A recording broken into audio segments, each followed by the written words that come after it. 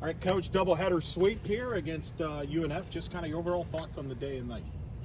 I thought that we hit the ball pretty decent in game one, but I still would have liked to see us play a little bit more solid.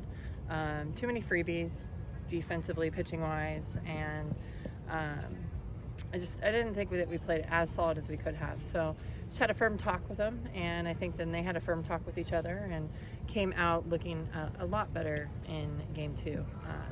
So a solid start from Caitlin Cochran, and the bats came about in the first and the fifth inning, so can't complain about that. And I love shutouts. And Caitlin Cochran, first career win, first career shutout, one hitter. I mean, I got to go back to maybe Aaliyah White, Shelby, or Mack as a sophomore throwing that good. What have you seen from her the last few weeks? Because she's been a different person. She talked about being much more confident. She's worked for this moment, but she's taken it to a different level here the last few weeks. Yeah. Well, I mean, I've known that this has been Caitlin Cochran when recruiting her. I think it's just being able to, adjust to this game, because it's a tough game. And she's worked so hard to perfect her command, really spot the ball, and utilize how well she spins the ball. So just worked hard. She's been such a great supporter of everybody else in the bullpen, and when her time came, she attacked it, and she's been executing very well. What can you say about Jada Cody? She had that great series against Texas Tech, and then today with the 2-run homer. Yeah. She's just an awesome athlete. Her ability to make in-game adjustments, in-at-bat adjustments, and play her best in the biggest moments in the game are what's really special about Jada. She puts the time and effort into it, and just really proud of what she's done and accomplished here, and what she's continuing to do and will do even after her time here. But we're going to keep her here as long as we can, so throughout the season. So we're going to enjoy those times. But she's meant for this game. She's just shown that she can play anywhere on the field, and she'll do whatever it takes for her team to compete and win. What drove you to call Sona's number for that last at-bat? Yeah. As a pitch caller and pitching coach, just seeing Sona on the on-deck circle is like, ooh, you don't want to do that. I don't want to face that person. So that was one of the things, is just that presence. But, Sona's put in so much time. And, I heard her talk about Caitlin Cochran, and Sona herself has worked so much on the process. She's worked on her mental game, and, she's been put in some, high, intense moments in the game, and had a big hit against one of the best pitchers in the nation right now, Lexi Kilfoyle. And so I thought it was a good opportunity for her to do the same. And, anytime that we can finish the game early, we're going to try to do it. So it was great timing for her, and she executed well. We haven't talked. Go ahead. Did you know it was gone when it came off the bat? I think I threw my hands up right away, so yes. Surprisingly, I'm a little embarrassed about it, but I literally think my hands went up as soon as it came off the bat. So, because I'll tell them to run hard until we tell them it's over. But yes, yeah. Since we last spoke, you picked up your 200th win as UCF head coach, the fastest UCF head coach ever to get to 200 wins in the softball program. And then you got your 300th win as a head coach overall. You've passed those two numbers since, but what did those two milestones mean to you?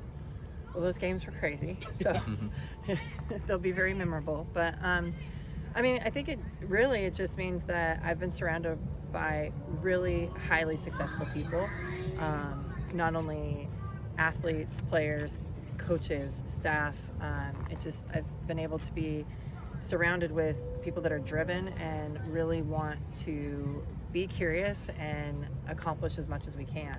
And I just get to be a little part of that. So very proud of that. And I think that number, yes, it might be under my name, but I think it goes under our program, every athlete that I've coached here and before here.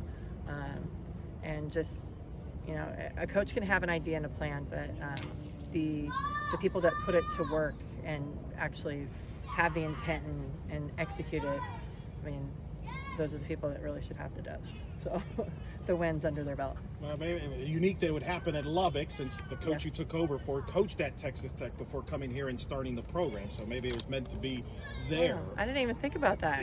Yeah. You always know You those little faced ties. that. You faced her at I did. Texas Tech in When that I was- regional. I think when I played, right? Yes. Yes. Yes. Yeah. 99. Well, yeah. You, Back in that day, I don't even remember. she was I, annoying. don't- I know she was there, but Yes. I don't remember all the that stuff. I think I was just a young freshman. Yes. Yeah. Yeah. She called you an annoyer as a pitcher back there, Yeah. ironically enough there. But Still an annoyer.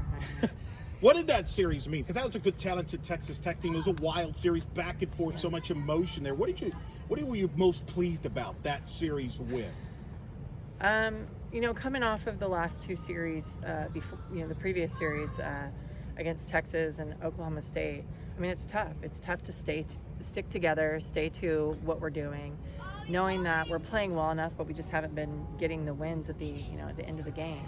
And so for them to come back and just keep fighting was huge. Texas Tech, they're very supportive of their team and their school, and it's tough to play there. And I loved how our dugout stayed in our dugout, and they really stayed together, and they weren't done until the game was over. And you got to see that, especially in game two, the seventh inning. We had 2 outs and scored all 7 runs, I believe, with 2 outs. So, when they put their minds to it and they believe, sky's the limit. You got a quick turnaround. BYU, short-term, Yes. big series. They all are in the Big 12. Is that one of the things you first learned in the Big 12? It seems like, I've talked to coaches, it feels like a regional every weekend. Is that accurate? Absolutely. Everyone plays so hard.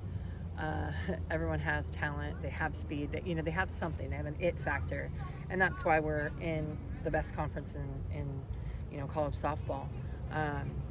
But I will say that it is every weekend is, and we're just keeping it as one. One is one, and that's kind of been our motto these last couple of days of one pitch, one game, one out, one at bat, whatever it is, and just leaving it at that. So it's hard to do these days because you're so exposed in such a great way.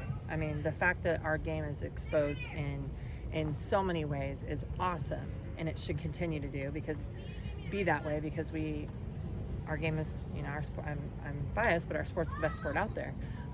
Fun to watch, high pace, and all of that. But to be an athlete in it is tough because when you're up, you look really good, and when you're down, you don't look good at all, and everyone knows. And so I think that's the toughest part, that even I can't understand what our athletes are going through at that time.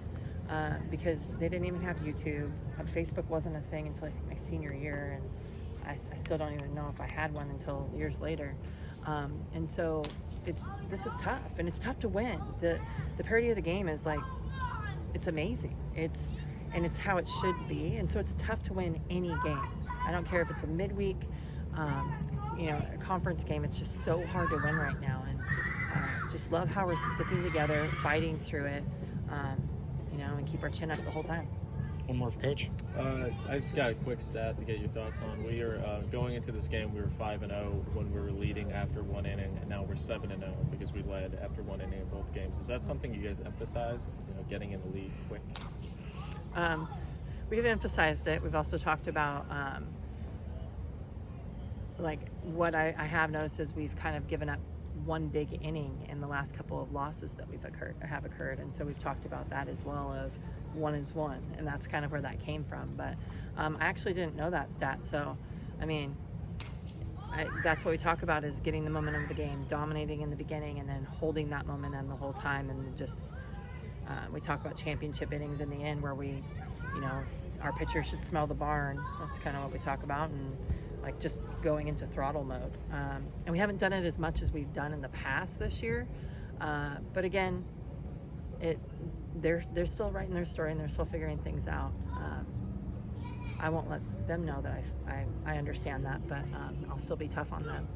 But they are still figuring things out, and we've got 5 weeks until the conference tournament to do that. So best luck at BYU, Coach. Thank you.